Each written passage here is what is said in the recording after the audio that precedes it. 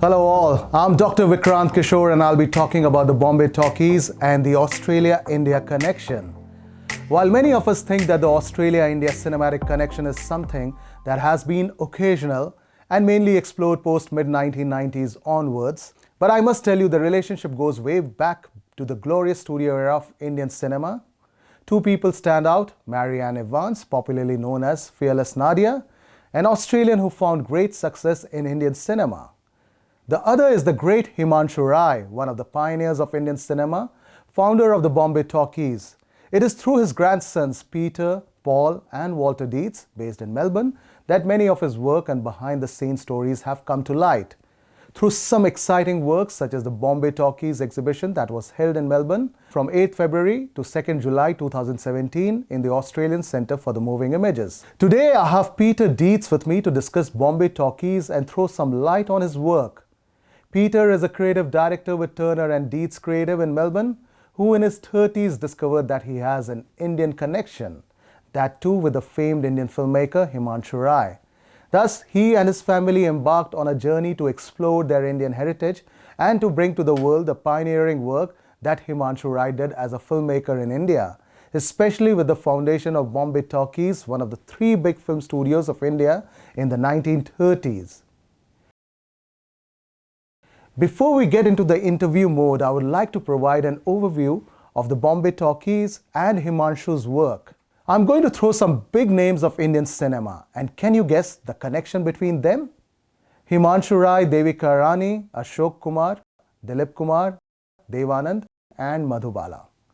Have you ever wondered what these pioneers of Indian cinema have in common?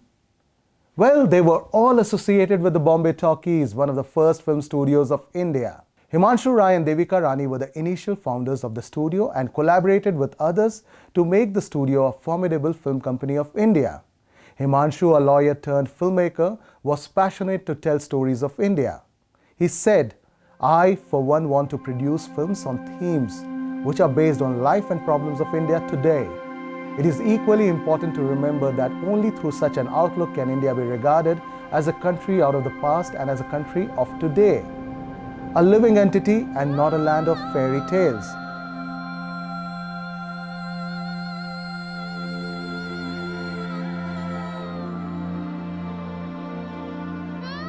His words are still relevant today and we need many more films that explore the problems that ails India.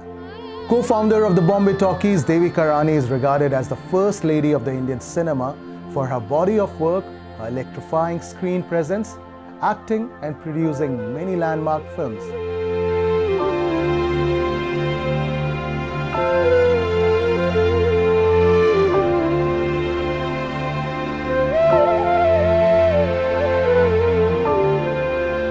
Himanshu and Devika launched legendary Ashok Kumar in the film Achhoot Kanya that catapulted him into stardom. Ashok Kumar became one of the stakeholders of the Bombay Talkies later on.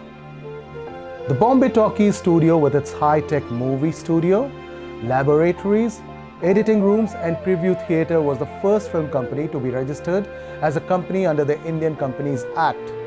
Himanshu Rai spent much time in Europe working in plays and making films.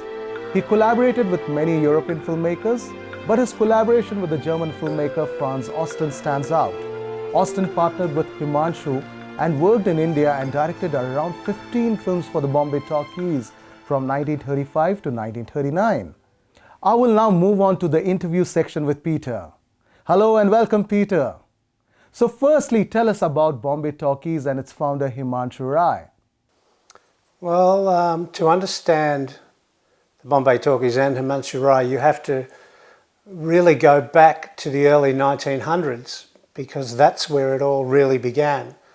The Bombay Talkies was the culmination of years of work and Himanshu's journey from Shantiniketan, where he was at school, and as a part of what I believe his parents would have thought that he was maybe involved in the freedom movement at the time. A lot of students of the period would have actually gone to London to fight for freedom, but in a legal way. So they often studied law, and I think this was Himanshu's parents' vision. And I think he got sidetracked when he went to London, simple as that. He fell out of the law, and he met up with Mary Heinlein. He was involved in with a good friend, Ninja and Pal, who together, I think the three of them were like a band of gypsies, and they were actually involved in stage plays in London in the early 20s, and that's where it all started. And you know, I believe that Himanshu was in a play called Chu Chin Chow, which hopefully researchers will understand and find documentation of what I believe was where he first tried out with Mary. And subsequent to that, he was involved in a stage play called The Goddess, that was written by Ninja Rampal. Then the troupe really moved from there, where they moved to Germany. Mary took them back to Germany, where Himanshu was immersed in the film culture there through the Amelka studios and UFA at the time. And this is where he studied his skills, I believe, and Mary introduced him to those people of that period, and they embraced. He embraced film at that point. He was involved. I think his first film was The Light of Asia, which was based on the Passion play of Urban Ammergau in Germany. So the German influence is very strong back then, and you have to remember that there was, also moments where, while before the release of Shiraz, which was a 1928 film, so earlier on in that, I've seen recorded that he played a scene from the film in a hotel as a play with Mary Heinlein, which was extraordinary, for that period, recognising that they were both involved in the Bombay Talkies early on in the piece. And this was pre-Devika Rani, obviously, even though the two women knew of each other in the early days. So what is your connection with the Bombay Talkies? My connection is really that I didn't understand that my grandfather was Indian at all. I found a picture of my grandfather in East Ivanhoe in the family home, and and after looking at the picture, I said to my mum, "That looks like me," and she said, "That's your grandfather." And I said, "But he's Indian," and this sort of opened up a Pandora's box for me, and ever since then I've been on a mission to follow my Indian ancestry. Obviously we didn't have the internet, and all those sort of, the digital age hadn't come aboard, and it was really going to the library, finding a book here and there, and chasing it down. And we've been ever since on that discovery mission of following and embracing our Indian heritage. It was a very centering moment for me where, it really sort of made sense to me of my personality and how I behaved, because up until then I was considered an Australian of German extraction. So I grew up in East Ivanhoe, and having not had grandparents, I didn't understand what that meant. Only when I went to maybe friends' places and they might have said, I'd say, would you like to come for a family dinner? Or I'd say, well, I'll come with you. And they'd say, oh, no, but it's family. and I didn't sort of quite understand why I couldn't come. But I guess in my mid-30s, since I discovered this, I've always been on a mission to promote my grandfather's legacy as far and wide as possible throughout the world, recognising that he was what I consider the founder of what you call Bollywood today. Himanshu Rai is considered one of the pioneers of Indian cinema. Can you provide a brief overview of his work? Well, I think that Himanshu's first film was 1925, The Light of Asia. I mean, it couldn't have been more fitting to make a film of representing Indian culture any more than that particular film. It was highly publicised. It was an international film. It was presented to King George V and Queen Mary at Windsor Castle in May of 1925. It's an extraordinary accomplishment, considering that it was only 20-odd years earlier that film had even been invented. The Lumiere brothers, etc., providing this pathway, and these pioneers getting on board with the program. True artists in this way. So developing scripts and producing a film in 1925. I believe there's transitions in the film, chemical processes that would have taken months to prepare, and all this was done through collaboration of the German-Indian connection at that time, through Franz Osten, the part of the troupe, Joseph Wershing, the cameraman and cinematographer, the most outstanding crew, were all taken to India to make these lavish, epic films, epic Cecil B. DeMille type films, with a cast of thousands. Extraordinary, The Light of Asia, 1925. And then you have Shiraz, 1928, The Story of the Taj, a fictional account, as you can imagine, but extraordinary with the amount of beauty that you can see through the live shots, because a lot of it there was no lighting, no sets.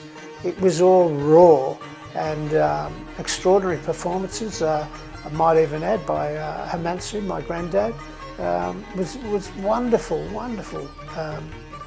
I really treasure this film, and it's now got that particular film has got a new beginning, a new musical score created by Anushka Shankar, an extraordinary, a beautiful score. That's all I can say. I really enjoyed seeing that film again in 2018 in London, to a whole new audience of people. So that's extraordinary. And his other silent classic was Throw of Dice in 1929, and that film is really regarded as one of his finest, I think, with the two kings playing off against each other, filmed throughout Rajasthan and Udaipur. I've actually travelled through those areas and walked in his footsteps to see how and when he made that film, and looking at all the location shots, the Monsoon Palace and all these beautiful sets. I mean, we were lucky enough to meet the Maharana of Udaipur, Avran Singh, and he, when I went through his museum, I said, there's a chair. It looks like the chair that was on the elephant. He said, that chair's never been out of the palace. I said, well, I beg to differ, sir, because and we can watch the film together, and we did, and sure enough, that chair was on the elephant in the film Throw of Dice. And things like this are still happening, like the research and benefits of Himanshu's work are still alive and well. That's, But then he goes on to make the big films in the Bombay Talkies, which are well documented. Devika Rani's work and contribution in establishing Bombay Talkies as one of the big film studios of India in the 1930s is widely known. But can you throw some more light on what Bombay Talkies was doing at that point of time? And why is the studio heralded as one of the most forward-looking studios of India? When the Bombay Talkies started, there was already a groundswell from Himanshu and I'm sure Devika together as a duo. They wanted to move into more social pieces of film. They were very interested in the caste system and how that was being portrayed, and it had never been portrayed properly on film. So, you know, their new films from the Bombay Talkies were a little bit more of a social path. They took a social path. So if we look at Karma, which was the first film just before Bombay Talkies was founded, that had the longest kiss. It was noted for this, which would have been outrageous at the time. Not to say that his early silent films, he didn't have kissing scenes, because he certainly did. And they were with Mary Heinlein or Devika Rani. So lots of strange things were going on back in that day. But Karma was the first film that they starred in together. It stands the test of time, but it was a different view. And then, I guess, 1934, the Bombay Talkies in Malad actually made its first films. At that period, I would say that Bombay Talkies would have been the largest and the most professional studio of its kind in India. And I think they had over 400 staff. Everyone was treated fairly. There was no hierarchy. I think these were true artistic days for the couple. And, you know, then they followed with 1936 a film called Ashut Kanya. And that was really where Devika shone with her new star in the making, Ashok Kumar, who, as we know, or people may not know, that he was a laboratory assistant, and then because of some trouble with Devika, the leading man was kicked off the set, and Ashok became the new leading actor. And from that point on, Ashok's career blossomed. I was lucky to meet Ashok Kumar later in his life, in his 90s, and that was it was a beautiful moment for me. And my mother was with us at the time, and my two brothers, Walter and Paul. So we were blessed to actually have met him and know the connection between my mother and Himanshu Rai and Devika Rani. That was wonderful. Which film of Devika Rani do you think was a landmark film, and why? Well, I think that this caste issue it hasn't gone away. It's still very prevalent in India. I mean, we have our own problems. They're not called the caste system here in Australia, but these are worldwide problems. The treatment of women has always been an issue that we need to identify and make clearer for people. Maybe it's time for Ashut Kanya to be remade. There's lots of young, fabulous Indian actors that would celebrate taking on a film of that nature. It was a groundbreaking film. Apparently, it was only one of the only films that Gandhi ever saw in his life. And it's not great to just name drop people like this when you say the word Gandhi. I mean, it's so special. You know, these people were in rarefied air, that's what I would say. Devika was mixing with Nehru. Nehru and Chandra Bose and Himanshu Rai were in Shanateken together, I believe. You know, there's lots of research that still needs to be discovered about this particular period. I find it very exciting, and I look forward to researchers to discover this with us. You worked on a special exhibition at the Acme titled the Bombay Talkies Limited. Tell us what it was all about and how did the exhibition go?